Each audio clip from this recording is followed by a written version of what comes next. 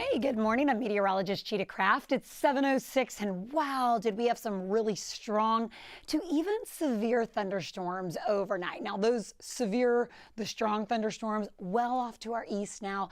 Most of that energy well to our south or to our east. So what is left behind? This is really lightly scattered showers, and this is now even pushing off to the east. So from Liberty County, Chambers, Galveston, Brazoria County, and portions there of extreme eastern and southern Harris County. And then that's basically it. Most of this has cleared off for the back western edge. Now I'm going to zoom in so I can show you where it is currently raining right now. Take a look from Highway 90 pushing right into Liberty, Baytown, Mont Bellevue this morning still picking up some showers. Hobby Airport trying to get on the back edge side so it can dry towards Friendswood, towards Pearland. But notice maybe still some spotty showers right along the Gulf Freeway. If you're in League City or Kemah this morning, you're still waking up to lightly to maybe even some pockets of some moderate scattered showers there indicated by the yellow and the orange. And notice all throughout Brazoria County up to 88, we're still dealing with some light rain. So even though the severe weather is now well into Louisiana, you can see the severe thunderstorm warnings that are in effect in Louisiana. I'm not expecting any more of that. We're still dealing with rain on the radar. It's not going to be until about 9, 10 o'clock this morning where we are completely dry. Overnight, we have had storm reports thanks to those wind gusts around 50 to even 70 miles per hour from Montgomery County into northeast Harris County, from Atascocita to Humble, and then just south of Conroe, that's where we've even had damage reports of downed trees that's knocked out widespread power outages. The good news is over the last hour, we started to see those power outages become restored, and we're going to continue to see improvements as far as once the rain and now the winds are pushing off to the east. Again, we'll be able to restore that. But as you get out this morning, don't be surprised if you see some tree limbs down, just debris across your neighborhood because of those winds and those thunderstorms that move through. How much rain did we pick up? Well, these are radar estimates. I'm still waiting for the storm report that comes in from the National Weather Service. But notice area wide up to about 2 inches of rain. Look how many spots, though, picked up over 3.5 inches of rain, even upwards of 4 inches of rain. That does include some of the afternoon showers and thunderstorms yesterday, late night, last night, and then overnight through this morning. So as far as your future track goes, watch how this rain just completely pushes off to the east. That lines up with exactly what the radar is doing right now. By lunchtime today, this is a snapshot at 1:30 in the afternoon, temperatures are pushing towards 90 degrees. So the rain is out, partly cloudy skies are in, and that's what's going to warm our temperatures up. So the only rain that I'm expecting here for your Tuesday happened this morning and is currently pushing off to the east. Through the afternoon and early evening, this is 8 o'clock tonight, you're under cloudy skies, but you're still actually staying mostly dry.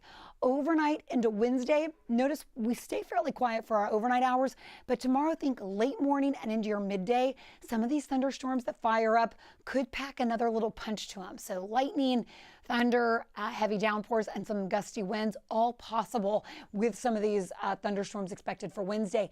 They linger through the early evening hours. That's a snapshot at 6 o'clock. And then they really start to dissipate once we lose our daytime heating. But an unsettled pattern continues also for Thursday. So even Thursday, midday through the afternoon, we could be tracking a few more downpours. Tomorrow, on a scale of 1 to 5, the risk of severe weather for Wednesday is at a level 1 across the entire area. But I would keep my guard up. A few of those thunderstorms can pack a little bit of a punch. Now let's get back to today. Today, rain is going to continue to linger maybe through about 9, 10 o'clock, and then that's it. By lunchtime today, you're drying. Temperatures are in the mid 80s. By the afternoon, you're pushing towards 90. You're dry through the afternoon, and winds are going to be breezy. At times, they could be gusting around 20 to 25 miles per hour. Now, looking back this month, we have had a little bit of everything. We've had record highs.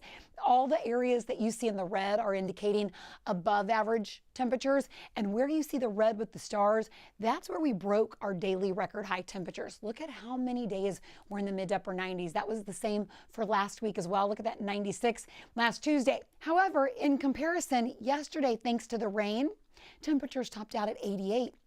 Our average for this time of the year is 89, so we were actually a degree below average. We'll take it for yesterday. Today I'm expecting 90 because The only rain chance is this morning, so that's not really going to help the heat a whole lot. Rain moves out. Once those clouds break, we'll warm up pretty quickly. Tomorrow, I think most of the showers and thunderstorms kick in later in the day, think more midday through the afternoon. That helps temperatures stay in the more mid-80s. And then by Thursday, Friday, you're still trending more into the upper 80s. Once, though, the rain is completely out of here, temperatures will return back to the 90s. I'm going to give you one last look at the radar. I know we're streaming right now, so we have a little more time than what we typically do on the TV side. And some of you may have pushed the button just a few seconds too late and missed the first radar scan.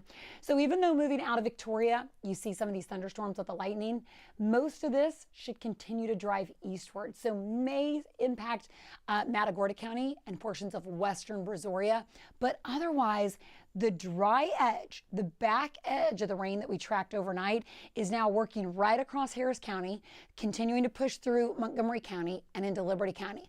So the rain is wrapped around San Jacinto Polk into Liberty County, Chambers, Galveston, and a big part of Brazoria, but that's it.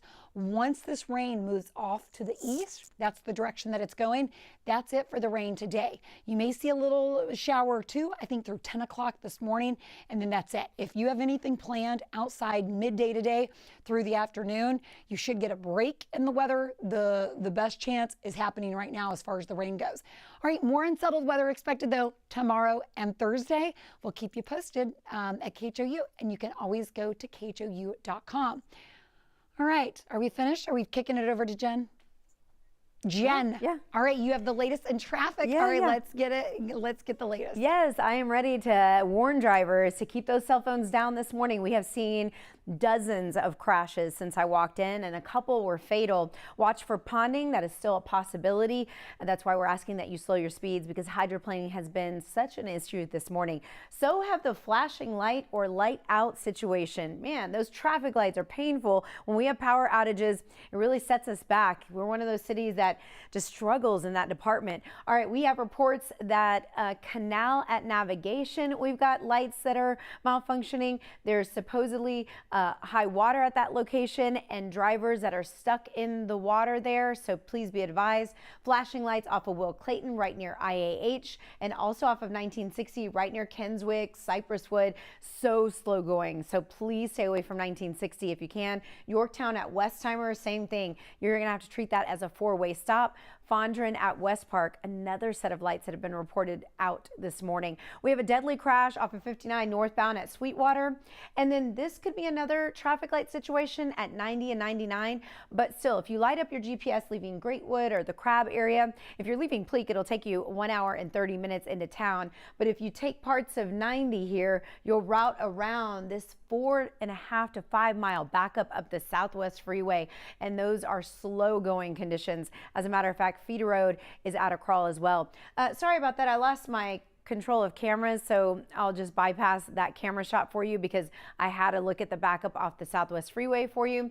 Your drive time in from Sugar Land, not including all of the backup from the issue that I just showed you, is over an hour and 10 minutes, which means that if you're coming in from Crab or Pleak or Fort Bend, you'll need more like an hour and a half, hour and 40 minutes if downtown Houston is your final destination.